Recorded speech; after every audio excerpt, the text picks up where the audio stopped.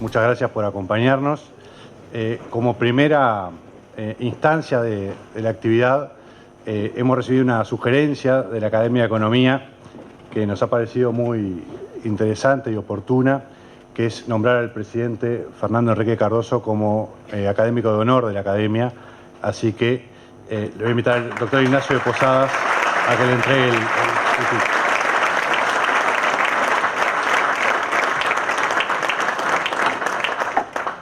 La Academia me ha privilegiado pidiéndome que la represente en este acto formal de invitar al presidente Cardoso a integrarse como académico de honor. El presidente Cardoso es un poco como esos icebergs, que lo que uno ve impresiona. Hombre público, fundador de un partido político, senador, ministro de Relaciones Exteriores, presidente de la República 2 veces y lo máximo, ministro de Economía. Ya, lo máximo. Pero además hay toda una parte que no se ve a primera vista. Un intelectual de fuste, un hombre que por defender sus principios y sus ideas fue exilado de su país y que fuera de su patria hizo una carrera brillante como consultor, como académico, como profesor. Y todo eso no solo con una gran inteligencia, sino con una afabilidad, una sencillez, una llaneza y un calor humano realmente destacable. Así que para la Academia de Economía es un privilegio invitarte, Fernando, a que te integres como académico de honor. Seja bem-vindo y parabéns.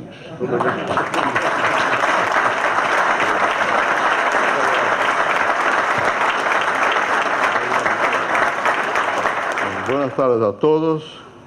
Como vieron aquí, la gentileza, la amabilidad de Uruguay siempre me ha encantado. Y aquí se repitió esta noche esos gestos simbólicos de honrarme concediendo el título de académico acá, de honor. Estoy muy grato. Yo siempre digo que cuando salgo de Brasil y entro en Uruguay, hasta Argentina, me siento cómodo. Yo viví muchos años en Chile. Chile es el primer país que es un poco más distinto de lo nuestro. No diría de Brasil todo, pero yo vivo en São Paulo. Nací en Río, pero vivo en São Paulo hace muchos años. Ni voy a decir cuántos. Pero siempre me sentí mucho a gusto. Una vez yo estuve acá en Uruguay, una visita oficial. Y visita oficial, presidente, siempre tienen muchos quehaceres. Y yo tenía además la cuestión académica. Entonces, doutorado honoris causa, no sé cuánto. Mientras tanto, en la Banca Central de Brasil, impuso no sé qué a Uruguay que perjudicaba a todos los productores de arroz. Porque la burocracia no se dio cuenta de la importancia de la relación que hay entre Brasil y Uruguay. Y yo recibí homenajes acá, yo hablaba cosas agradables sobre Uruguay, sobre Brasil, y vino una alza de impuestos, no sé para qué. Pero esos son accidentes. En general, cada vez que vengo a Uruguay es como acá. Me siento cómodo, porque son gentes que tienen una visión más o menos, no digo igual, pero del mismo molde de las nuestras, de ciertas partes del país. Y yo esta tarde me pidieron que hablara un poco sobre la situación de nuestra región, de América Latina. Bueno, primero déjeme decir lo siguiente. Yo, como brasileño, nunca tuve mucha idea de América Latina hasta que me fui para París. Porque, increíble que parezca, yo me fui para París, muy joven. Yo, en Brasil, en esa época, la influencia era francesa. Yo tengo casi 90 años. Entonces, la influencia era francesa. Y cuando llegué a París, yo hablaba francés sin dificultad. Pero mis amigos, todos, amigos más cercanos, eran latinoamericanos. Yo aprendí a hablar castellano, empecé a decir algo en español allá, en Francia. Y me di cuenta de que había una cierta identidad. Y el gran amigo mío era un argentino entonces. Brasil y Argentina no estaban todavía como hoy, que hay una convergencia, había una cierta... Pero no en la parte humana, en la parte personal. Bueno, pero volví a Brasil y no teníamos mucho sentimiento de pertenencia a la región. Quizás por herencia de las peleas del pasado, pese a que algunos son descendientes de portugueses y otros de españoles en Brasil y acá, y en Brasil y en Uruguay, pero aún así, en el pasado había un cierto aislamiento. El idioma siempre es una barrera, puede parecer que no es grande, pero sí es grande, porque la gente entiende, los que hablan portugués entienden español normalmente, porque tenemos más sonidos, entonces nos es más fácil entender español, pero viceversa no. De todas maneras, no era habitual para los brasileños una relación con América Latina. De verdad, cada generación tiene sus momentos de comprensión mutua, depende de las circunstancias políticas. Y a mí me tocó que, por las razones que han sido mencionadas, yo tuve que vivir en exilio en Chile. Yo ya conocía Argentina, Uruguay, Chile, pero fui para Chile y viví algunos años ahí en Chile. Bueno, entonces fue cuando empecé a darme cuenta un poco de lo que significaba América Latina. Yo no sé si América Latina tiene algún significado, creo que fue una invención francesa, no sé si tiene significado, pero América del Sur sí tiene, y el Cono Sur tiene más que todo, me parece, más identidad y no sé cuánto. Y hace muchos años, cuando yo estaba allá en Chile, yo escribí un libro que se llama Dependencia y Desarrollo en América Latina. Esto fue un seminario, una discusión. Yo trabajaba en ILPES, que es un instituto de la CEPAL. Y el gran capo de la CEPAL era Raúl Prebisch, que entonces estaba organizando, había una conferencia mundial de comercio y trabajaba en el BID. Bueno, pero seguía siendo el capo de la CEPAL y me volvía, ¿no?, del ILPES. Bueno, y ahí hicimos un seminario con Prebisch. E estava Furtado, Celso Furtado, que é um economista brasileiro. E Furtado vivia, eu, Furtado e outros amigos, Wefford, que foi ministro meu mais tarde, vivíamos na mesma casa, porque nossas mulheres não estavam todavia, depois vieram, mas não estavam aí. Bueno, Furtado conhecia muito, Furtado estava casado com uma argentina, e ele já havia trabalhado na CEPAL, e tinha um sentimento mais forte de lo que significava América Latina. E eu fui aprendendo um pouquinho aí com eles e com Prebisch. E eu trabalhava com um senhor que era espanhol, José Medina Echevarría, um grande sociólogo espanhol, um homem de grande visão, formação alemã, não sei quanto. Bueno, e tivemos uma discussão grande para Prebisch. Estavam Aníbal Pinto, enfim, os homens que na época tinham uma certa gravitação no mundo cultural da região. Bueno, y me di cuenta de lo siguiente. Yo soy sociólogo de formación, empecé a enseñar en la Facultad de Economía, pero yo era muy joven, tenía 21 años, no sabía mucho, y me obligaron a dictar clases de historia económica, tuve que aprender del mundo, de ahí yo conocí un poco de Max Weber, engañaba un poco, pero de todas maneras tengo una formación más bien de ciencias sociales que de economía, estricto sensu. Cuando estaba yo en economía, Delfín Neto, que después se volvió famoso en Brasil, era asistente de estadística, y yo de historia económica, bueno, y otros más. Bueno, entonces yo me di cuenta en la discusión de la CEPAL de que la visión era muy volcada hacia los factores propiamente de mercado, y que habría que ampliar un poco esta visión para darnos cuenta de las otras injunciones que existían en la vida sobre la vida económica, que vienen de la política, de la sociedad, no sé cuándo. Ese librito sobre dependencia y desarrollo es un intento de una reflexión sobre cuál es el rol del Estado, de las clases, de la cultura, en la definición de rumbos en la economía. Que no es solamente el mercado, claro, el mercado es el principal, pero hay otros factores que cuentan en el juego. Y eso fue en el año, qué sé yo, 67, por ahí estábamos, hace más de 50 años. Y la época era una época de revoluciones, la época de Cuba. Simultáneamente salió un libro de Regis Debray, que se llamaba Revolución y la Revolución. Y ese libro que escribí con Enzo Faleto, que era un chileno, que trabajaba conmigo ahí con Medina, no estaba en esa tradición. Pero el libro fue leído en esa tradición. Y como hemos tenido la mala suerte de escribir en el título Dependencia y Desarrollo, nos han tajado inmediatamente de dependentistas. Yo llevé muy buena parte de mi vida académica tratando de explicar que no creía en eso, porque era una visión muy mecánica. Los países son dependientes de las decisiones de afuera, no hay independencia, no hay capacidad de actuación. Y el libro decía todo lo contrario. La América Latina tiene una vinculación con el mundo, pero tiene muchos caminos, no hay una sola. Yo soy brasileño, claro, Brasil ya en esa época era un país que tenía un avance industrial considerable. Otros países no eran así, Argentina sí también, pero Chile o Bolivia eran países mineradores, eran enclaves, yo caracterizaba así, y tratamos de hacer una especie de tipología de los diferentes tipos de países y las formas por las cuales esos países han evolucionado. Y ahí se hacía un cierto juego, cuál era el rol del Estado, las clases que se formaban y las opciones que ellos tenían. Eso no ha sido registrado, ha sido registrado lo contrario. O sea, los países son dependientes, ¿no? Y eso fue una especie de...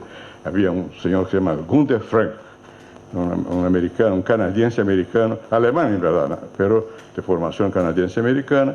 Y Gunther Frank tenía un tipo muy interesante, buena persona, pero muy convicto de sus ideas y tenía una visión muy mecánica, a mi modo de ver, de los procesos mundiales, y peleaba mucho con nosotros y tenía esas ideas de dependencia más fuertes. Y había un grupo de brasileños entonces que estaban totalmente enloquecidos con la dependencia. Y yo viví muchas décadas con esa pesadilla de ser dependentista sin serlo, ¿no? Bueno, pero en verdad que lo que estábamos tratando entonces de discutir era, bueno, en verdad la formación del Estado, que fue muy importante, y hay una desigualdad. Previo se había hecho trabajos importantes sobre esa cuestión, en base con datos que han sido ofrecidos por un encuestador de Naciones Unidas. Previo se demostraba que había una tendencia secular al deterioro de los términos de intercambio. Esa es la expresión. O sea, en el trueque internacional, los países productores de materias primas, en comparación con los productores de manufacturas, perdían. ¿Y por qué perdían? Porque la baja de precios producida por la introducción de la industrialización no se trasladaba a la región, porque los sindicatos de los países desarrollados se organizaron y había una distribución de renta mejor en ellos que aquí. Y además la fluctuación de los precios de las mercaderías de tipo commodity era muy acentuada. Entonces, momentos de bajada, momentos de subida, y en el intercambio general perdimos en comparación con los países industrializados. Bueno, esa era la visión que estaba establecida. Y bueno, eso depende de las circunstancias, porque en ciertas circunstancias eso va a cambiar. De verdad, este libro trata, sin saberlo, que no sabíamos, del comienzo de lo que vino a llamar después de globalización. Porque antes de esa época, antes de los años 60, 70, era muy difícil que los países de nuestra región pudieran industrializarse. Había talleres, los inmigrantes trajeron capacitaciones con su capacidad de trabajar en talleres que se han vuelto industrias, pero la gran industria siderúrgica, petrolera, no sé cuánto, no. Yo me acuerdo que en el tiempo que estaba todavía en Brasil como presidente el señor Vargas, hubo una discusión muy fuerte porque había presión sobre una cuestión que era, ¿hay o no hay petróleo en Brasil? Y los militares creían que sí que había, y algunos ingenieros también. Pero algunos expertos americanos dijeron, no, hay en el mar. Tenía razón. El petróleo estaba realmente en el mar. Pero eso fue leído en Brasil como si fuera un veto para la producción de petróleo en el país, no sé cuánto. Hubo una gran lucha nacionalista y todo eso, y Vargas es el símbolo de eso. Vargas nunca fue exagerado en esta materia. En su primer mensaje para la formación de Petrobras era venir de capitales privados. Fue la Cámara quien cambió, y fue la Unión Democrática Nacional, que era un partido de centro-derecha, más para la derecha que para el centro, y quien impuso la condición que fuera totalmente estatal, porque não havia capitais que se juntaram aí, nacionais. O mesmo passou com a usina siderúrgica de Volta Redonda. Então, de hecho, não era fácil haver lá um processo de industrialização, mas sim, alguns países já tinham. A Argentina tinha indústria, o Uruguai não, mas México, Brasil, não sei quanto, algo muito pouco em Colômbia, outros não tinham. Então, pensamos a ver, bueno, há distintas formas de vinculação com o mercado internacional. Esse librito subraya essas distintas formas de vinculação, que são variáveis, además. Eu me acordo que, como estávamos nos anos 60, 64, os militares ganharam, expulsaram os que estavam aí por eleições, não sei quanto, e Goulart era o presidente do Brasil, pero aí chegaram os militares, eu estava na universidade. A universidade nunca estuvo ao lado de Goulart, porque nos parecia que ele era populista. E isso, então, era pecadillo, um pecado mortal. Nós outros queríamos classes, não populismo, não manipulação, não sei qual. Mas igual, para os militares, todos éramos antimilitares e, por consequência, sofrimos as consequências de nossas posições. E, de hecho, quando chegaram os militares, houve um grande crescimento econômico, mas a academia não o registrava, porque estava em contra dos militares. Então se desenvolveu a tese do estancamento. Viviam com a ideia de que a economia brasileira estava estancada. Mais que isso, vamos volver ao passado, que era um passado, o imperialismo nos vai imponer a agricultura. Aqui vamos volver às commodities. Estancada a economia e commodities. A verdade é que havia um ciclo econômico que, de hecho, não estava bem, as coisas não estavam bem, mas los demás não é verdade, era ilusão.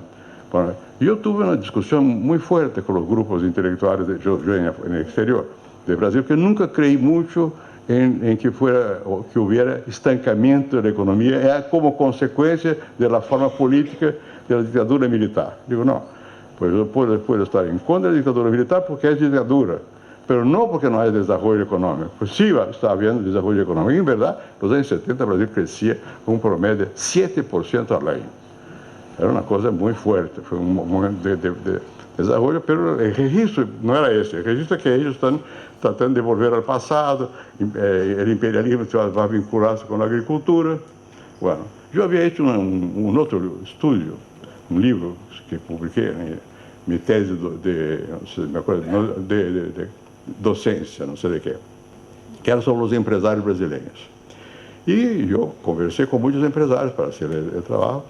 E a teoria vigente na política era de que os empresários estavam vinculados a los agricultores e a los americanos, europeus, para o desenvolvimento.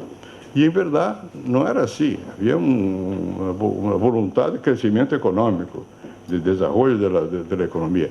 E nenhum deles, ou quase nenhum, tinha a ideologia da burguesia nacional. Então, predominava a ideia de que os industrialistas eram realmente os porta-vozes do futuro do país, porque tinham uma ideologia de defesa da economia nacional. E os industriais estavam associados aos homens do campo e aos estrangeiros, porque não havia essa percepção. Claro que havia alguns setores que sim, mas em promédio não era assim. Quando publiquei esse livro, efeito nulo, pela consciência da gente, seguiram creyendo que a ideologia da burguesia nacional, não sei qual, em verdade, estava no começo da globalização. A globalização solamente se pôs de manifesto mais forte, como um hecho predominante na economia, mais tarde, nos anos 90, 80, 90. Mas desde antes já pensava haver uma diferença muito forte em comparação com o passado, quando de hecho os países mais industrializados da Europa e Estados Unidos, mas da Europa especialmente, o que queriam era comida, não era traslado da indústria para cá, nem havia unificação dos mercados. Mas estavam já em processo de unificação dos mercados. Bom, a mim me tocou quando cheguei mais tarde, nos anos 90, à presidência, e que era a grande discussão, era essa. A mim me acusaram de ser neoliberal.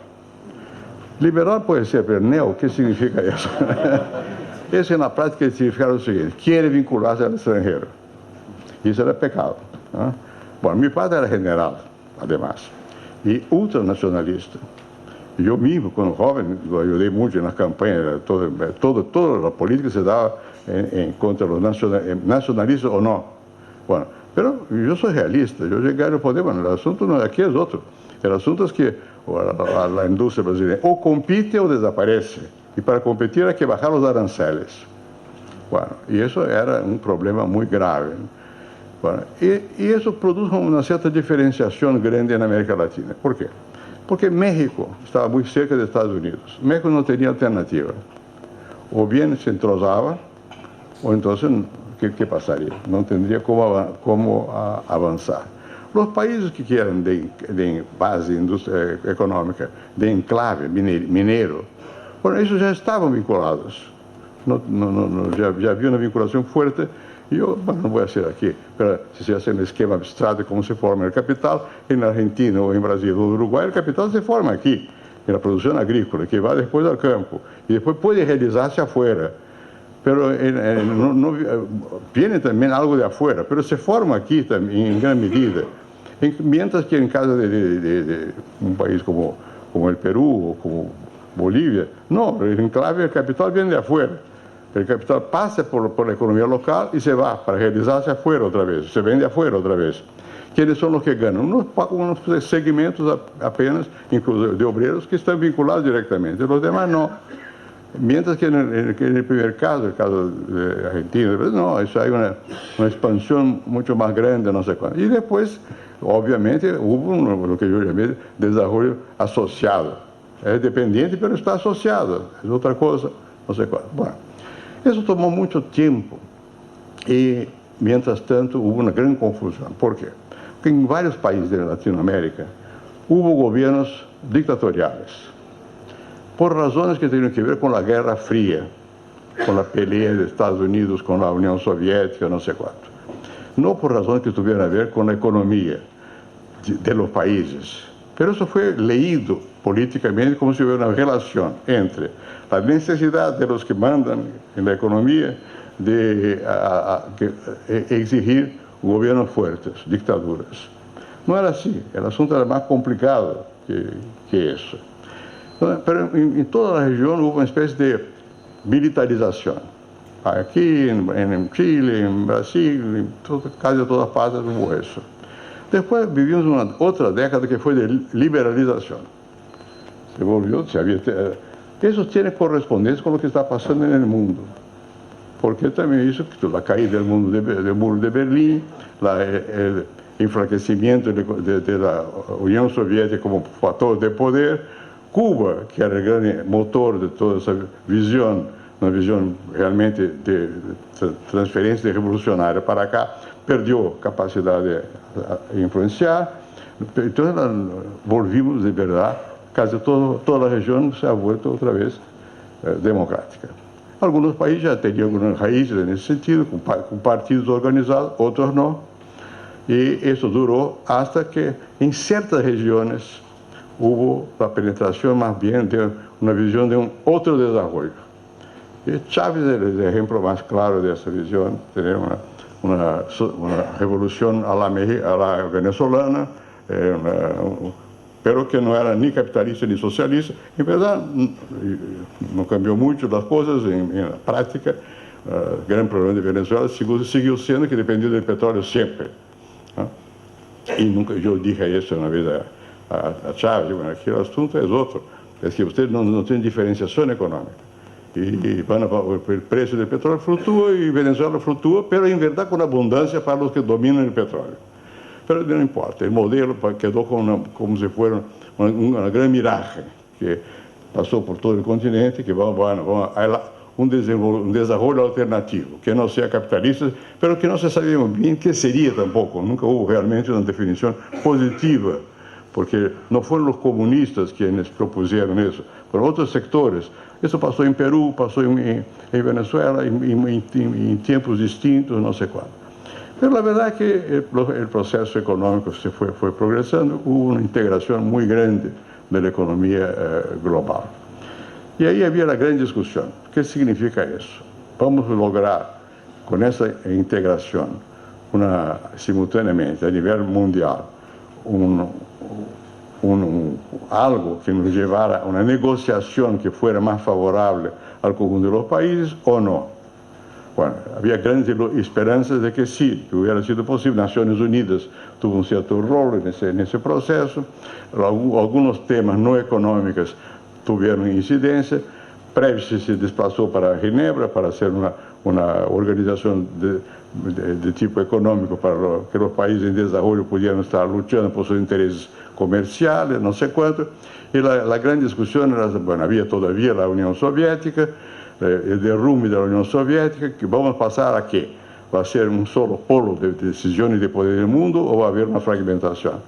Bueno, lo que pasa es que hubo en ese momento una transformación muy grande. Europa se formó como tal, crearon la Unión Europea, ¿no? Los Estados Unidos nunca lograron tener una posición indiscutible en el mundo. Japón no existía todavía y no se tomaba en consideración China. China era un non-entity, a nivel global no tenía una incidencia más grande. Bueno, lo que ocurrió fue otra cosa. Lo que ocurrió fue que, de hecho, como estamos asistiendo, China pasó a tener una gravitación muy fuerte. Y hubo una transformación muy grande en los procesos productivos. Yo les cuento un pequeño cuento. En el año 1971, yo entonces fui profesor en Stanford, en Estados Unidos. Y allá en Stanford está en Palo Alto. Palo Alto está en California. Bueno, y yo tenía mis hijos conmigo allá. Yo tenía un amigo chileno que trabajaba en el Centro de Inteligencia Artificial. Nosotros íbamos al Centro de Inteligencia Artificial con los niños, porque les gustaba ver lo que hoy día es normal, los coches que caminaban solos, no tenían quien los condujera. Y había en las computadoras un grupo que había creado un personaje que era neurótico. Si uno supiera hablar inglés correctamente, el tipo te contestaba en cierto momento, decía, no te interesa, no me moleste, váyate, no sé cuánto. Hacían juegos y simultáneamente hacían unos entrenamientos con unas manos artificiales que recibían instrucciones, era el comienzo de la inteligencia artificial, recibían instrucciones para poner bloques del mismo color, uno junto al otro, no sé cuánto, en fin, se estaban generando lo que viene a ser lo que hoy estamos asistiendo, una transformación enorme en los procesos productivos. Y eso siguió muy fuertemente. Estamos viviendo un momento en que otra vez, como vimos en un cierto momento, cuando descubrimos que había globalización, ahora vamos a descubrir que esta globalización hoy, el comando de todo eso va a depender de la capacidad de creatividad, de forma de conocimiento. Y ese es el gran tema que está ahí. Y es el gran tema por el cual Estados Unidos y China pelean en este momento. ¿Quién va a adueñarse de la capacitación tecnológica que va a mirar al futuro? Creo que ese es el tema que nos está angustiando en América Latina. ¿Vamos a ser capaces o no de entrar en esta nueva ola? Los que serán capaces de entrar, bueno, van a tener un beneficio enorme. Los que no serán capaces de entrar van a quedar rezagados. Y eso ha sido siempre un poco así. O sea, los que se dan cuenta de lo que pasa y tienen estrategia, pues, y se organizan para llegar, llegan, o pueden llegar. Los que no se organizan, no saben, no van a llegar. Entonces, no tendremos una homogeneización de la región. Habrá un aumento de la diferenciación, con una calificación adicional, que el mundo que estamos viviendo, no solo el mundo de nuevas formas de organización de la producción, sino también que eso involucra otro tipo de distribución de renta, o mejor dicho, de concentración de renta. La renta se concentra, la productividad se incrementa, y eso es una pesadilla. No solamente para Latinoamérica, para el mundo. Bueno, porque involucra la cuestión de qué se va a hacer con las generaciones que vienen, qué trabajo van a tener. De alguna forma es lo que estamos asistiendo, creo yo, en el mundo cuando se ve en Francia los gilets jaunes, los chalecos amarillos, ¿no?, que protestan. Protestam por motivos concretos, pero en verdad por angustia, ¿no? ¿Qué vamos a hacer en el futuro? ¿Cómo se va a organizar ese futuro? En Suiza hubo recién un plebiscito para saber si iban o no introducir la renta universal. Bueno, yo era senador en un momento en que otro senador del PT propuso la renta universal. Bueno, eso nos parecía totalmente disparatado.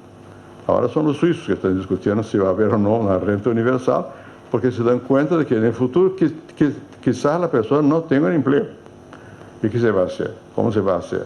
Por otra parte, hay nuevos empleos, que también, ayer yo hablaba con Enrique Iglesias, que dice que es mayor que yo, es más joven que yo, no sé, tiene la misma edad, pero nos preocupa, porque los cuidadores de viejos, ¿no? Una función que no existía, ahora va a tener que existir, porque hay muchos viejos. La población envejece, el trabajo disminuye y la renta aumenta en manos de otros. Bueno, ¿cómo se va a solucionar esta ecuación? ¿No? Es una ecuación complicada. Los países nuestros no pueden lanzarse al frente, porque si no van a perder la competencia. Si los grandes, más avanzados, más ricos, no son los que empiezan, si nosotros empezamos, sale muy caro y perdimos en la competencia. Pero hay que tomar en cuenta que nosotros estamos viviendo un momento de cambios muy profundos. Simultáneamente, el avance de la ciencia es enorme. Yo, por casualidad, organizé hace unos 2 años un seminario en una fundación en Portugal, de la cual yo soy miembro hace mucho tiempo, sobre los próximos 50 años de la ciencia. Es de novela, o de pesadilla, depende, ¿no? Porque los cambios son muy profundos en todo lo que hace al mundo de la ciencia, quizás mucho más avanzados que los cambios económicos o de la sociedad misma, porque se está preparando para el futuro, tiene aspectos muy positivos, vamos a durar más tiempo, pero tendremos que saber quién va a mantenernos, porque no habrá, a lo mejor, trabajo para todos. O sea, esos son los problemas que están, los verdaderos problemas, los desafíos que están de por frente. En verdad, en las sociedades nuestras, ni siquiera tomamos mucha conciencia de esas cuestiones. Pero la batalla se ya está dando. ¿Vamos o no a hacer hincapié en ciencia y tecnología? Eso no significa poner al margen todo lo demás. Hay siempre los valores morales, la filosofía, la historia, el conocimiento, todo eso. Pero hay que tener capacidad de capacitarnos para las transformaciones del mundo que hacen a la producción, a la productividad y por consecuencia a la renta también. Bueno, entonces estamos asistiendo, yo creo, un comienzo de esa cuestión y la pelea no se da más como se dio en mi periodo de vida más de adulto entre un modo de vivir, los comunistas, la Unión Soviética y el otro que eran los Estados Unidos, pero entre China y Estados Unidos, pero que no están más discutiendo si el mercado va a existir o no. Sí va a existir el mercado, ¿no? Las reglas son estas. Yo he visto recién un listado de los hombres más ricos del mundo. Hay algunos chinos que están ahí entre los más ricos del mundo, ¿no? O sea, ya es otro tipo de comunismo, ya no es más la amenaza que fue el comunismo de la pobreza, el comunismo de que hay que apretar el cinturón, que hay que fusilar, no sé cuánto. Hay otra cosa. Es un comunismo que va a depender mucho de la capacidad de seguir adelante con un proceso de transformación tecnológica y científica, pero que haga provecho también a las gentes. Pero eso está por todos lados. Y no tenemos todavía expresión ideológica para calificar qué futuro queremos. Bueno, en nuestra región la confusión es grande, porque la política todavía no entró en estos temas. La política está, como siempre, como es normal, primero el poder él siempre en sí mismo requiere una especificación y hay una antagonización que quiere quién manda, pero además manda para qué. El para qué es el problema, que el tema es, cuando se llega allá, se hace qué se va a hacer. Cuanto más grande el país, más complicada es la cuestión. Y hoy día, yo como viajo mucho, quizás demasiado, me doy cuenta que cuando llego a Uruguay, o voy a Chile, o voy a Portugal, me da la impresión de que las cosas están más organizadas, porque los partidos están, las ideologías siguen, más o menos, ¿no? Y bueno, y el mundo en otras partes ya no es más así, es mucho más agitado, mucho más fragmentado, ¿no? Y más, cuando yo estudiaba sociología, los conceptos básicos para caracterizar las sociedades eran dos. O bien se trata de una comunidad o una sociedad. En alemán, Gemeinschaft und Gesellschaft. Son los alemanes fueron los que inventaron esa cuestión. Los temas, Tönnies, Ferdinand Tönnies, un gran sociólogo, Weber, no sé cuánto. Pero la idea era que comunidad implicaba una relación directa, face a face, cara a cara. Familia es la comunidad típica, pero las poblaciones indígenas son de estilo comunitario. Cuando se vuelven más complejas, la división del trabajo aumenta, entonces se requiere ciertas reglas.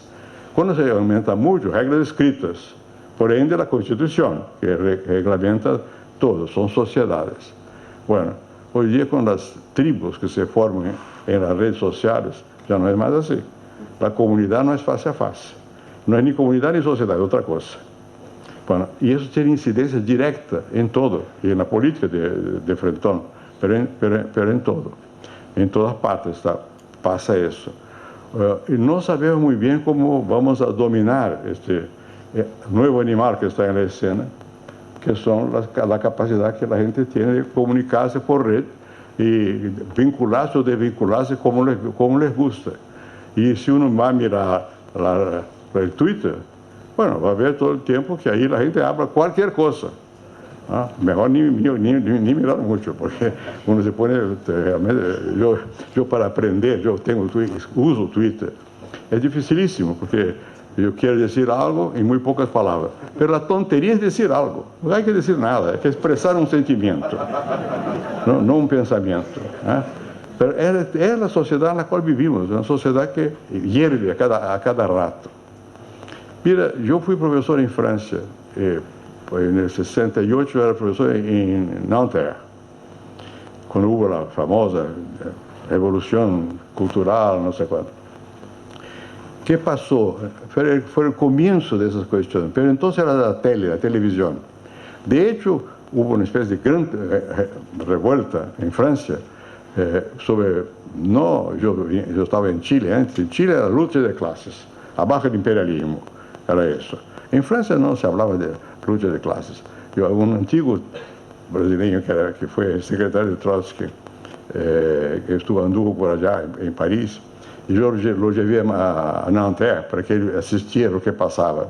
Bueno, los estudiantes de Nanterre son de 16e, el barrio más pituco, más elegante de París, está cerca. Bueno, todos gordos. Las grandes manifestaciones en Francia, todos los obreros también gordos, bien hechos, y cantaban de pie o gente que tiene hambre en la tierra, la Internacional Comunista. Nadie tenía hambre en París, entonces. El asunto era otro, era la relación a la vida, ¿no? Personal, qué voy a hacer de mi vida, mis amores, o no sé cuánto, en fin, mi existencia, lo que contaba. Pero de hecho, aquello sostuvo realmente un respaldo enorme cuando entró en la televisión. Que la telecomunicación francesa se metió en la discusión, entonces generalizó todo. Bueno, ese fue el comienzo, 68, y hubo en todas partes, hubo en Estados Unidos, hubo en Alemania, en Inglaterra, en formas distintas, hubo una especie de toma de conciencia de que el mundo estaba cambiando. No se sabía muy bien, pero se buscaba otro estilo de vivir, otra manera de vivir, no sé cuánto. Otra vez la cuestión de la persona volvió a tener una cierta incidencia, era un poco un cierto anticolectivismo, sin tomar conciencia de eso. Yo me acuerdo muy bien que los comunistas se quedaron perfectamente desorientados entonces en Francia, y De Gaulle, que de tonto no tenía nada, se apoyó en ellos. Primero se apoyó en los paracaidistas que estaban en Alemania, franceses, y luego hizo un acuerdo con los partidos comunistas que tampoco querían desorden, ¿no? Y aquello pareciera como si fuera el gran desorden. Bueno, era la sensación que uno tiene hoy día. La política parece que aquí todavía no, pero en Brasil es un gran desorden. ¿Por qué? ¿Dónde están los partidos? ¿Qué capacidad tienen los partidos de coordinar la acción de las personas? Muy baja, muy pequeña. Las personas actúan y hacen, van a grandes manifestaciones, cuando hubo lo de Rousseff. Bueno, enormes manifestaciones, ¿no? Contra la corrupción, contra no sé cuánto. ¿Y quién lo comandaba? Nadie. Era un autocomando por intermedio de las redes, ¿no? Bueno, cuando hubo más recién en Brasil, cuando estaba el presidente Temer, hubo ahí una huelga de los camioneros. Yo por casualidad fui a Brasilia, por otras razones personales, y me encontré con un ministro, que fue ministro mío también, estaba en el mismo hotel donde yo estuve, y el tipo estaba totalmente sin saber qué hacer. ¿Por qué? Porque la huelga no tenía comando, no había el sindicato para comandar. ¿Cómo se organizó? Por la red, ¿no? Bueno, es un fenómeno nuevo en el cual estamos todos más o menos metidos y que está desorganizando las formas tradicionales de toma de decisiones. Si uno mira en Brasil el Congreso, hasta la Corte Suprema está en la tele. La decisión de la Corte Suprema se hace frente a la televisión. Entonces cada juez es un actor, que quiere o no, porque la gente lo juzga, por lo que habla, como el modo como se traja, todo. Pero los diputados están en la sesión de la Cámara con eso aquí, escuchando su gente para saber cómo votan. No es como en el pasado que uno orientaba al elector, no, el elector quien orienta al diputado, ¿no? Bueno, ¿cómo se mantiene un partido de esta manera? Se deshacen los partidos en muchas partes del mundo. En Estados Unidos no fue un republicano quien ganó, fue un sentimiento de America First, un sentimiento de, bueno, ustedes, los mexicanos, están llevando nuestros empleos, o los asiáticos, vamos a hacer una muralla para separarnos, queremos empleo otra vez, está destrozada toda la industria automovilística. No es verdad, está renovada, pero no hay empleo para los que tenían antes. Entonces, Trump no ganó con la plataforma del Partido Republicano Americano, no, ganó con su capacidad de sentir que aquello era un tema para el pueblo y habló. Bueno, el mensaje pasó a tener mucha importancia. Más recién en Brasil ganó Bolsonaro. Bueno, Bolsonaro es un tipo que está en la Cámara hace muchos años. Yo nunca lo vi. Yo fui ministro, fui senador, fui todo. Nunca lo vi, porque pertenecía a lo que llamaba el bajo clero. No tenía mucha influencia. Pero sí se organizó, él y su familia, y tenía una red de contactos. Y con eso, no solamente con eso, pero ganó con la plataforma negativa, no al que hizo el Lula y el PT, porque no a la corrupción y no al crimen, que hay que matar a los bandidos. Con eso ganó, una plataforma negativa y usando instrumentos no tradicionales. El partido más grande que hay en la Cámara en este momento en Brasil es el de Bolsonaro. Tiene 57 diputados, el total son 513. Entonces, una fragmentación brutal. En esas circunstancias, puede pasar otra vez un fenómeno que van a llamar de populismo. Hoy día todo es populismo, ¿no? En Europa se habla de populismo. Populismo en Ucrania, populismo en Hungría, populismo en Estados Unidos. Bueno, populismo como concepto sociológico nació aquí, en esta región. Y era otra cosa. Eran los tipos que tenían capacidad de hablar, que pasaban por encima de los partidos, a veces sí, a veces no, a veces organizaban partidos, Perón organizó, y que incluían personas a la sociedad. Los cabecitas negros en Argentina, Vargas, que era muy formal. Vargas era un tipo estanciero, muy de clase dominante, fue ministro de Finanzas, y nunca tenía ningún rasgo personal de populismo, se trabajaba bien, y fumaba puros, jugaba golf, como aquí.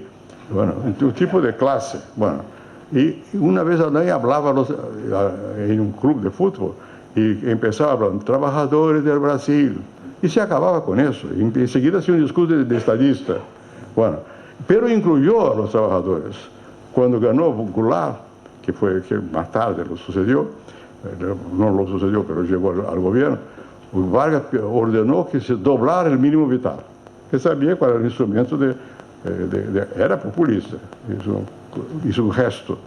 Pero populismo significaba vinculación con las masas, como Perón. Ahora no, horror a las masas, que no vengan los migrantes, que se vayan los latinos de Estados Unidos. tiene otro contexto, no es lo mismo. ¿Qué es lo mismo? Es que las estructuras partidarias tienen menos peso que la expresión simbolizada por una persona. Ese populismo en sentido más vulgar es esto, ¿no? Bueno, eso está pasando. Está pasando porque las estructuras están deshechas, no en todos los países, no es el caso de acá, pero es el caso de Brasil.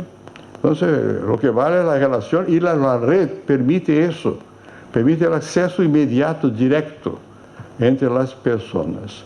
La persona volvió, y eso sería inimaginable, para cuando yo era estudiante de sociología, inimaginable, pero la persona volvió a tener un papel fuerte en la decisión histórica, toma decisión o no toma decisión, comanda o no comanda, transmite algo, tiene apoyo, o logra tener, que la persona crea su mismo apoyo. Bueno, ese es el mundo que estamos viviendo, incluso en América Latina. Para bien o para mal. Bueno, una persona que tuvo esas características fue Hugo Chávez. Julio conoció a Julio, a Hugo. Hugo tenía una capacidad escénica, era un actor. Me acuerdo una vez en Brasil, había una reunión en el Palacio de Alvorada, donde era el residente del presidente. ¿Dónde está Hugo Chávez? No llegó Chávez. Chávez llega con ¿cómo se llama eso? Una pelota, jugando. Como si fuera ¿cómo se llama eso? Bola al cesto. Básquet, jugando. ¿Por qué? Porque toda la prensa, tac. Salió foto dele, né? Bueno, todo el tiempo, ¿cuántas veces asistimos Chávez y decía, yo no firmo nada? Reuniones. Bueno, pero se iba a firmar. Yo realmente hablaba con él, mire, Hugo, tiene que firmar, no puede. Él firmaba. Él no decía que no iba a firmar porque eso creaba un movimiento, no sé cuánto. Bueno, ese tipo de personaje, de forma distinta, renació en nuestra región. Algunos con traje de, comillas, de izquierda, como Chávez. Otros de derecha, como Fujimori, que también era un gran tipo así, un personaje. Yo viví mucho con Fujimori, porque tenía que hacer la pacificación de Perú con Ecuador, que se mataban hace 50 años por un error. Creían que un río cualquiera de allá tendría acceso a la vacía, a la cuenca amazónica, no tenía. Las fotos demostraban que no, era cosa vieja, pero se mataban unos a los demás. Fujimori, cuando llegaba a Brasil, él manejaba de Brasil la prensa de Perú, daba declaraciones específicas para manejar. O sea, tenía ciertas calidades de liderazgo, de masa, que tenían incidencia. Bueno, es difícil saber qué es lo que va a pasar con el mundo en el futuro, porque China no es así. China el liderazgo se forma también, pero tiene una otra escuela de formación, de senioridad, de conocimiento, no sé cuánto. Los más viejos, aquí hay pocos, los viejos es una tragedia la vejez, por lo menos para uno. La única ventaja es que se vivió más tiempo, se sabe más o menos que puede pasar, no puede pasar. Los chinos hacen campo de regeneración, pero respetan a los más viejos, asimilan, tienen procesos formales de aceptación de la sabiduría que no viene de marxismo ninguno, viene de Confucio, no sé de quién, pero así es la cosa, ¿no? Entonces tiene escuela, tiene cuadros, ¿no? Es un modo de se organizar.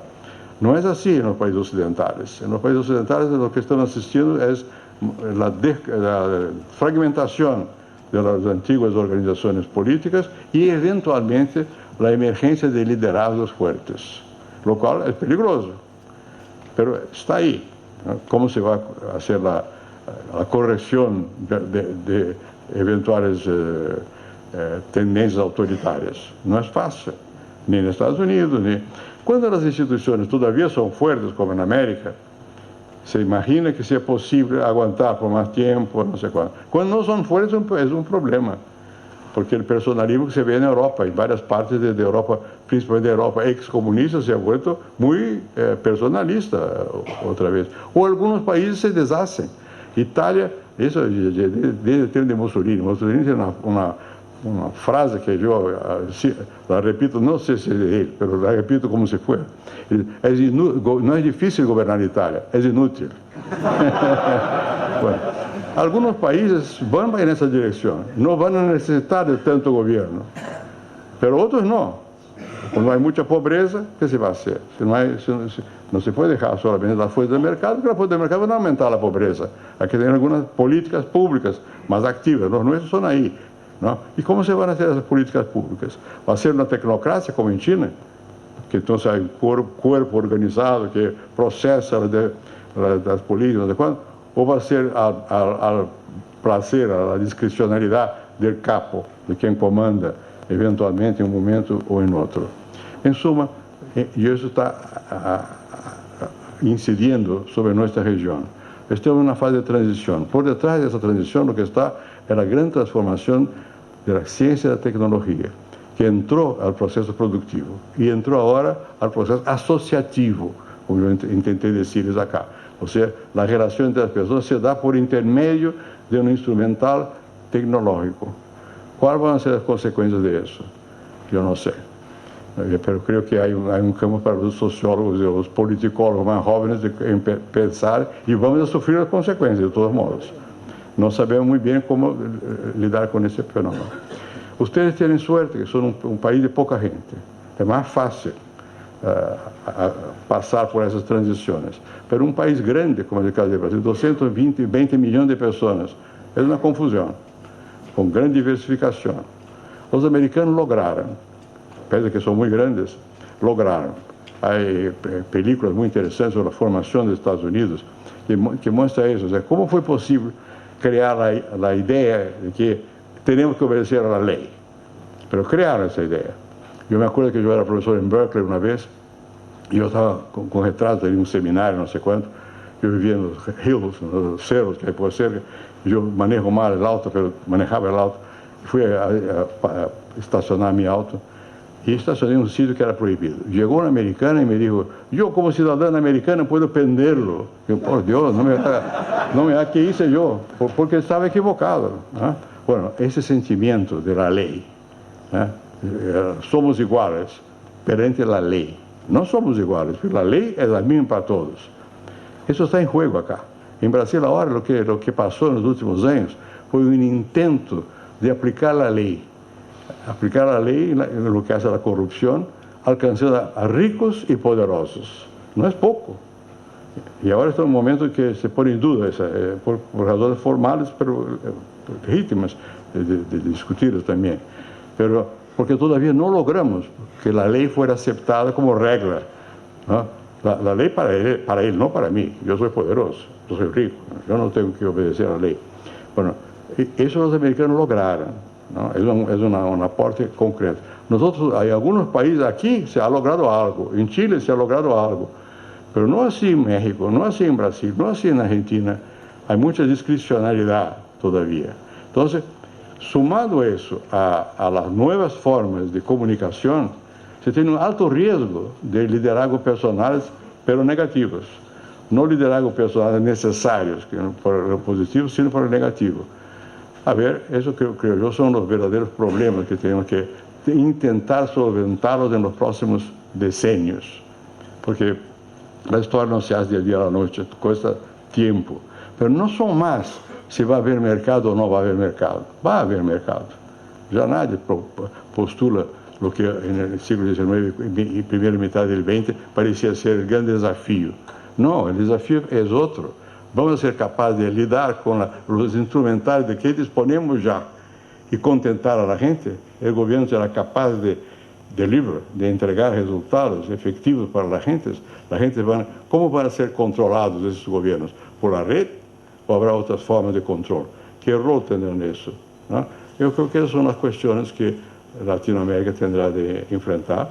Y pese a que no tengamos todavía mucha conciencia de lo que nos espera en el futuro, pero el juego está jugado, y no por nosotros.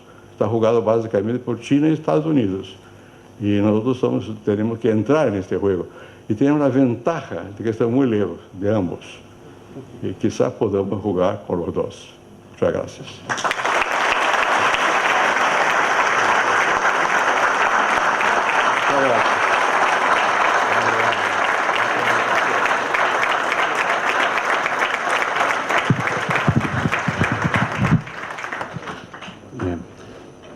Ahora vamos a sesión de tortura. Sesión de tortura a cargo de Nelson Fernández con el presidente Cardoso.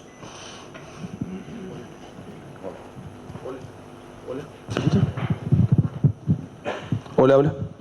Bueno, buenas noches a todos. Un privilegio estar con el presidente Fernando Enrique Cardoso. Tuvimos la oportunidad de estar conversando antes de comenzar de que realizara su exposición. Hablaba, es difícil imaginar Latinoamérica, América Latina, pero por lo menos es más fácil hablar de Sudamérica. En Sudamérica estamos viendo algunos movimientos que son preocupantes en algunos países. Usted hablaba de cómo prepararse para el futuro, pero los gobiernos a veces tienen urgencias inmediatas que es de desenredar madejas complicadas. Ahora estamos viendo problemas en Ecuador, en Argentina esa impaciencia, esa desconformidad con resultados económicos de una gestión que no dio satisfacción a la gente que había confiado en un cambio. El problema es cómo se sale de esos problemas que quedan una madeja demasiado difícil para desenredar, que exige medidas antipáticas o que pueden ser impopulares, productos a veces de un exceso de generosidad del Estado con cuestiones que comprometen las finanzas y la sostenibilidad de la deuda. Más cuando las reacciones populares se dan de esa forma, a veces no conducidas por movimientos políticos ni gremiales, sino de esa cuestión espontánea de quiero solución ya. Bueno, mire, yo tengo quizá la ventaja de que he sido profesor una buena parte de mi vida. Y es más fácil de que ser líder político.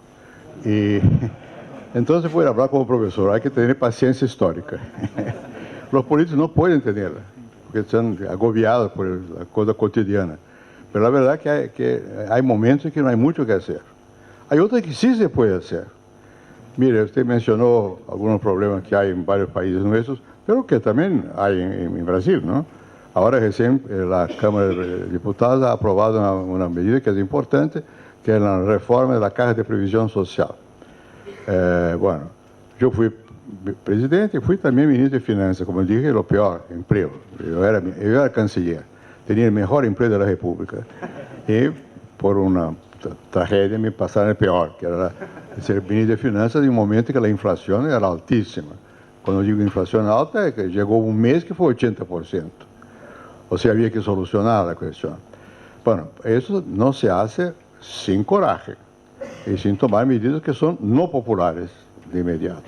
Me les cuento una pequeña decisión. Estábamos al final de la aprobación por el presidente del plan de equilibrio económico, el plan real. Bueno, y había mucha presión, especialmente de las Fuerzas Armadas. Yo había estado el día anterior en una reunión con algunos ministros militares y ellos tenían unos cálculos todos equivocados, pero que querían más, ¿no?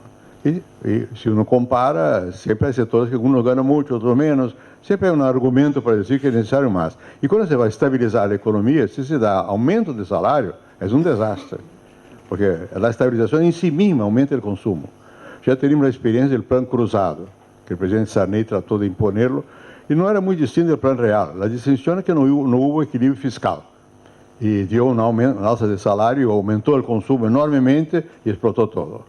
Bueno, entonces había que decir no. Bueno, fue muy difícil porque había los ministros que estaban en la reunión, que el presidente llamó un sábado en la mañana, o domingo, no me acuerdo, el lunes tenían que presentar a la Cámara. ¿Qué querían? Bueno, ya que vamos a hacer tanta maldad, ¿por qué no damos un aumento? Después, si damos el aumento, se acabó el plan. ¿Ah? Bueno, y eso cuesta mucho. Y cuesta al presidente, quien asume el riesgo no es el ministro solo. El ministro no cuenta, pero el presidente, ¿no? Bueno, el presidente, que era Itamar Franco, no entendía mucho de economía, casi nada, pero confiaba en mí, pero confiaba más en el corazón del pueblo. Entonces, ¿qué hacer? ¿No? Bueno, llegó un momento, yo dije, mire, llamé al principal amigo del presidente y dije, dile al presidente que yo me voy. Yo estoy cansado de tenerlo aquí en mis espaldas y me voy. Bueno, el presidente quedó muy inquieto, finalmente concedió que no iba a haber aumento de salario. Bueno, es una maldad necesaria, porque si se da, no es una maldad, es necesario para que pueda haber un cierto equilibrio. Yo después, cuando miré al presidente que estaba en su angustia, le hice una concesión. vamos a crear una comisión para revisar el valor del mínimo vital. Comisión se puede crear a gusto, que no importa. Lo que importa es el aumento, probablemente dicho. Bueno, la cuestión de la caja de previsión social es lo mismo. O sea, hay que imponer una regla. Los tipos no se pueden jubilar tan jóvenes. Bueno, y eso hay que decirlo con cuidado, porque una cosa es un profesor, otra cosa es un tipo que trabaja en el campo. No es el mismo, la edad no es la misma. Entonces hay que mirar con atención, pero hay que imponer. Y si, el líder político no puede solamente hacer lo que parece al pueblo bueno. Tiene que parecer lo que le parece cierto y convencer al pueblo que es cierto, para que el pueblo acepte. Y la gran dificultad, pero no es distinto en las autocracias, pero la democracia, es que el verdadero líder explica lo que va a hacer. Si no, no funciona. Yo les voy a contar una otra cuestión, también vinculada con el Plan Real. Tuvimos una reunión en São Paulo para escabulir de la prensa.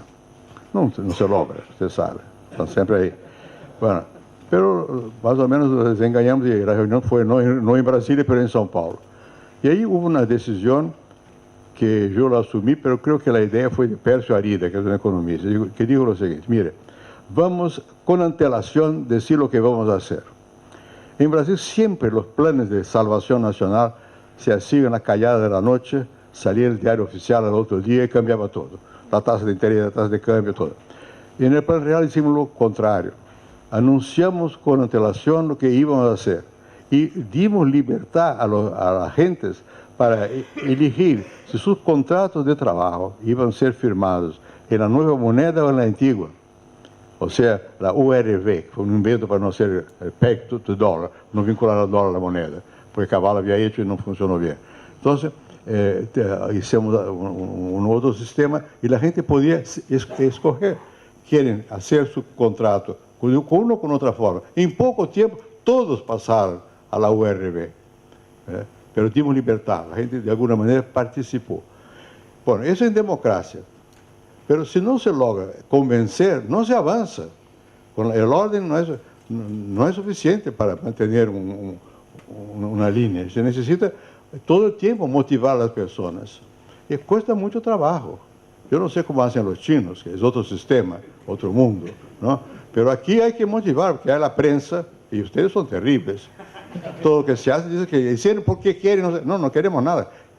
Pero dicen que sí, ¿no? Y la gente cree que sí. Entonces hay que discutir con ustedes, porque no se habla directamente al pueblo, se habla, y ahora con la red. No por casualidad, los presidentes todos están todo el tiempo en la red, porque están tratando de motivar a la gente para eso. Pero hay que confrontar, hay que hacer las cosas que hay que tener un rumbo. Yo digo siempre eso. Lo que hay que tener un rumbo es ganar al pueblo para este rumbo. Cuando el pueblo no siente rumbo, no siente que hay camino, que hay liderazgo, que lleve alguna cosa a un puerto seguro, bueno, no va, la cosa no marcha. En democracia, no marcha. Entonces eso. Muchas gracias. Para Uruguay, Brasil es un país muy importante, no solo por lo que es la relación de sociedad comercial, sino por el impacto político, ¿no? Uruguay está en un proceso electoral, entonces desde Uruguay se mira qué es lo que está pasando en otros países. En otros países que además tuvieron un cambio de signo político en la administración. En el caso de Argentina coincide la misma elección. Lo hablábamos antes, los uruguayos de Brasil no seguimos de la misma forma que seguimos Argentina en detalle la información. Y muchas veces se va restringiendo a cuestiones de etiquetas, de simplificaciones o de caricaturas. ¿Cómo ve que está saliendo este proceso de Brasil con un liderazgo nuevo y con lo que decía de una fragmentación política y con un sistema de partidos que quedó bastante complicado, ¿no? Que por lo menos es distinto al de Uruguay? Pero importa mucho para Uruguay ver cómo le va a esta administración. Y lo otro es si ve que esta es una administración de paso a un retorno de un gobierno del PT o a una transición hacia otro gobierno de otro signo. Mire, son cuestiones que no hay como contestar de forma positiva, que va a ser eso, aquello, depende, ¿no? En mi partido se dice que es el partido del quizás. Bueno, puede ser. Pero, ¿cómo está el gobierno? El gobierno no se siente todavía muy bien rumbo, porque, por ejemplo, aprobaron una cosa importante que fue la transformación de la previsión social. Es un paso importante. No sé si fue propiamente el gobierno quien lo hizo, si fue la Cámara, que es un fenómeno nuevo en Brasil. De pronto el Congreso pasó a tener una cierta incidencia, toma decisiones en la medida que el gobierno no actúa, el Congreso actúa. O de la misma forma, la Corte Suprema actúa, quizás demasiado, pero actúa, porque el gobierno está todavía un poco sin saber cómo llevar la cosa. El gobierno, como yo dije, que se eligió por una agenda negativa, no, no y no. Ahora tiene que ser sí, sí, sí, ¿a qué? ¿No? Entonces no está muy claro. Por ejemplo, un caso que está muy caliente ahora, que es la cuestión amazónica y no sé cuánto, la selva. Bueno, la selva amazónica prende fuego todos los años, es cíclico, porque en cierta época del año hay más posibilidad de que se queme. Simultáneamente hay gente que queman, porque quieren explotar la madera ilegalmente, no sé cuánto. Y es muy difícil. Yo cuando era presidente hicimos un acuerdo con los Estados Unidos o con China, no sé, y por satélite sabíamos dónde estaba prendiendo fuego. Pero se sabe, pero ¿qué se va a hacer? Es difícil llegar hasta allá, no sé cuánto. No es un tema sencillo. ¿Cuál fue el problema del gobierno actual? Que el mundo está convencido de que está prendiendo más fuego que nunca y que la culpa es del gobierno. Porque el gobierno habla, y cuando habla sin tomar en consideración el tema ambiental, tal como él se plantea hoy, que es una pasión para mucha gente. Entonces el gobierno, me parece que todavía no aprendió a gobernar. O sea, no aprendió a comunicar, lo que da la impresión de que yo fui a Argentina recién, todo Brasil prendía fuego. No, no era así, es una cosa cíclica. Es verdad que el gobierno habla cosas que no debiera de hablar. No es que hace, habla. Siempre hubo fuego en ciertas épocas del año, es malo. Y hay bandidos y no bandidos en el tema. Así es en todo. Lo que me parece que no está muy claro todavía cuál es el rumbo, ¿no? Como todo gobierno, y un país como Brasil, un país muy diverso. La gente quiere cosas muy distintas unas de las otras, las regionales, es muy complicado. Y hay un otro tema que me preocupa mucho, que los partidos han sido siempre, en el caso brasileño, más o menos débiles. Más o menos. Eran más organizados, pero nunca fueron tan fuertes como acá. No tan viejos, ni mucho menos. Pero el Congreso es fuerte. Entonces, cuando el presidente no se da cuenta de la importancia del Congreso y piensa que puede sobrepasar el Congreso, es peligroso, porque el Congreso es fuerte y muestra su fuerza porque toma decisiones negativas a menudo. Y no está pensando en el bienestar del pueblo, está pensando en su fuerza, en su poder ahí. Y eso está pasando un poco allá. O sea, da la impresión, yo digo impresión porque no lo sé realmente, si el gobierno realmente no lo está tomando la consideración necesaria a las cuestiones legislativas o si sencillamente es su táctica. No está muy claro todo eso. Entonces, por otra parte, como cualquier gobierno grande, como es el caso nuestro de un país enorme, hay muchos sectores que están en el gobierno. Hay unos sectores que son francamente movidos por ideología. O sea, son conversos, creen que Jerusalén va a ser ocupada otra vez, tenemos que defenderla. La civilización cristiana está a peligro, ¿no? Y hablan sobre esa cuestión. Otros sectores son más técnicos, ¿no? Y el sector económico tiene una visión más técnica, ¿no? Me da la impresión que tiene algún objetivo más claro, una conducción del proceso. Falta articulación, ¿no? Ahora, su última cuestión, todo gobierno es transitorio, en cierto momento cansa, fatiga, vuelve otro, ¿no? Pero no creo que en este momento existe una propensión a la vuelta del PT al poder, porque el PT también salió bastante descaracterizado como partido, que empezó como un partido del pueblo y se ha vuelto un partido que hubo una transformación en la política brasileña que fue muy significativa. Corrupción siempre puede haber habido. Yo no puedo decir que no hubo corrupción en mi gobierno, yo no sé. Pero cuando yo sabía, yo estaba en contra. O sacaba las personas, o trataba de controlar. Ahí, de a poco se fue organizando la corrupción como base del poder. Esa es la corrupción de la democracia. Eso es grave. Y eso tienen responsables. Y el PT paga una parte del precio de esto, ¿no? Y no solamente a nivel nacional, eso empezó a nivel local, en las municipalidades, porque creían que todos hacían eso. Y como todos hacían, vamos a hacer también, ¿no? Y entonces eso no creo que exista inminencia de una vuelta del PT al poder, porque todavía hay un sentimiento de que, bueno, hicieron muchos quehaceres que no se debían de haber. Se lo preguntaba también por la referencia con Argentina, donde uno decía, bueno, después de lo que ocurrió en materia de corrupción, de lo que se vio, porque una cosa es la corrupción cuando se tramitan en los juzgados y la otra es cuando se ven los bolsos de dinero, contar billetes, y sin embargo después es como que terminó pesando aquello de yo tenía la heladera llena, y era un poco aquella frase que le adjudicaban a Peredo Barros en el 54, creo, de San Pablo, ¿no? De robo a más face, ¿no? No era Vargas, además de Barros. De Barro y en la competencia con Yaño Cuadros. Sí. O sea, que si bien no lo había dicho, se lo adjudicaban como diciendo, roba pero hace, ¿no? Sí. Vargas nunca fue muy vinculada a robo, ¿no? Vargas era muy tradicional en su manejo. Sin embargo, cuando supo que su hijo vendió una finca que ellos tenían a un tipo que era su guardaespaldas, eso fue para Vargas un lío, porque había algo de podrido en el reino de Dinamarca. Pero no era él el rey, entonces, no estaba él comandando el proceso. Además de Barros, se le acusa mucho de esas cuestiones. Lo que pasó más recién en Brasil es que fue eso generalizado. Los partidos se involucraron, la base financiera de los partidos estuvo en la obtención de favores gubernamentales. Y las empresas fueron los caminos, los rieles para llevar la plata al bolsillo de los partidos y de los hombres de partido, ¿no? Y eso está documentado. Se puede criticar lo que se quiera, la operación Lava Jato, se llama, pero es la primera vez que ponen en la cárcel gente poderosa y rica, ¿no? Bueno, entonces tiene una cierta importancia en el proceso político brasileño.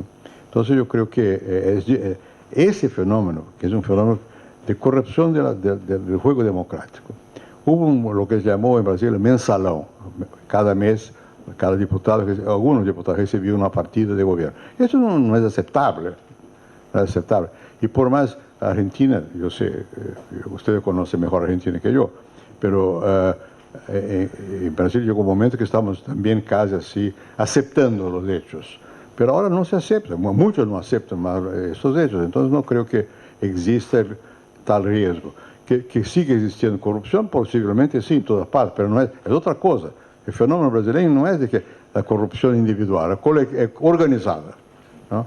Eso creo que no hay ahora.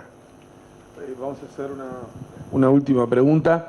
El Mercosur le ha costado mucho hacer acuerdos comerciales y abrirse. Para Uruguay, como país chico, es fundamental la posibilidad de conseguir acuerdos de comercio. En la discusión política uno encuentra una mayoría de opiniones, más allá que después no sea fácil canalizar, de opiniones favorables a que se hagan acuerdos de comercio, si es posible, dentro del Mercosur, y si no, buscando un mecanismo de alguna flexibilidad que le permita hacer acuerdos.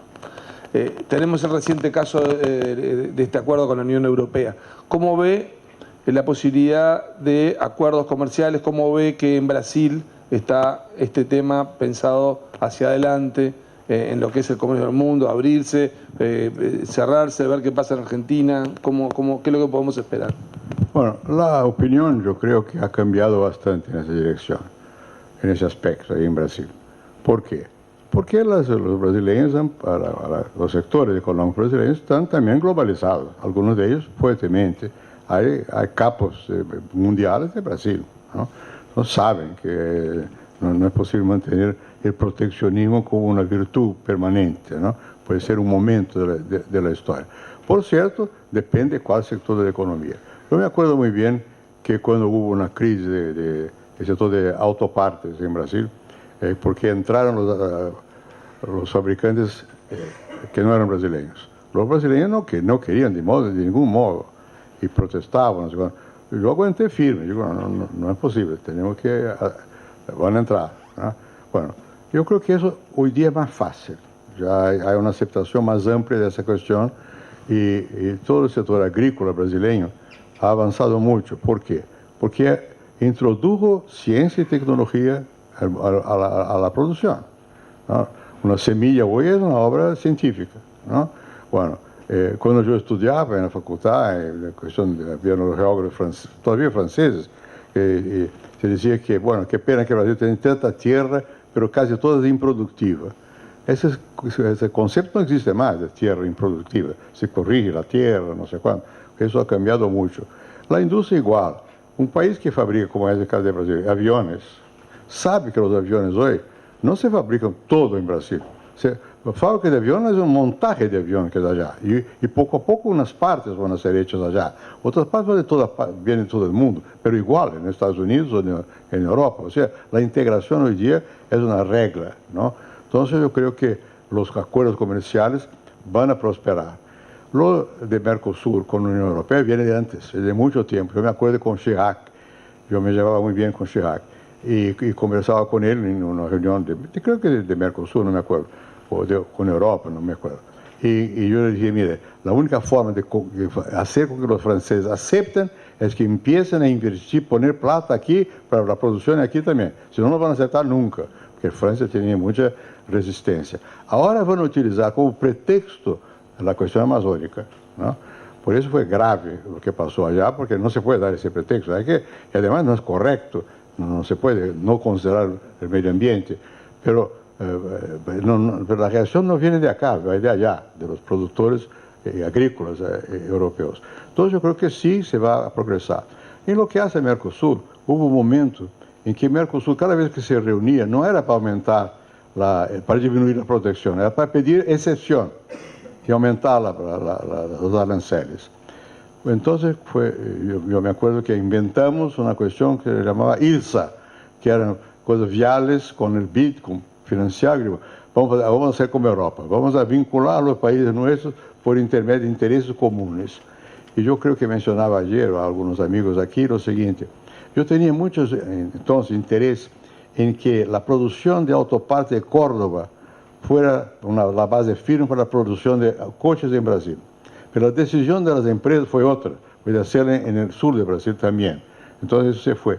Porque yo creo que integración verdadera involucra en que existe el proceso productivo, se desarrolla en todo el espacio que está integrado. Cuando no se desarrolla, es difícil, porque la tendencia va a ser de cerrarse, ¿no? Yo veo con buenos ojos cuando hay inversiones de brasileños acá y de uruguayos allá, o de argentinos allá, o chilenos allá, porque eso conlleva intereses el mismo, ¿no? Yo no creo que se pueda pensar el mundo del futuro con aislamientos. Yo sé que en Estados Unidos en ese momento el presidente habla de eso, en ese sentido, que los empleos, no sé cuánto, pero va a contracorriente y no sé si habla, ¿no? Para ganar votos, no sé cuánto. En Brasil también la gente va a hablar, pero creo que no, los intereses reales no se van en esa dirección, sino que van más bien en el sentido de abrir más. Es lo que yo pienso, porque quizás sea lo que yo quiera, pero no sé. Bueno, muchas gracias. A ustedes. Muchas gracias a todos por acompañarnos.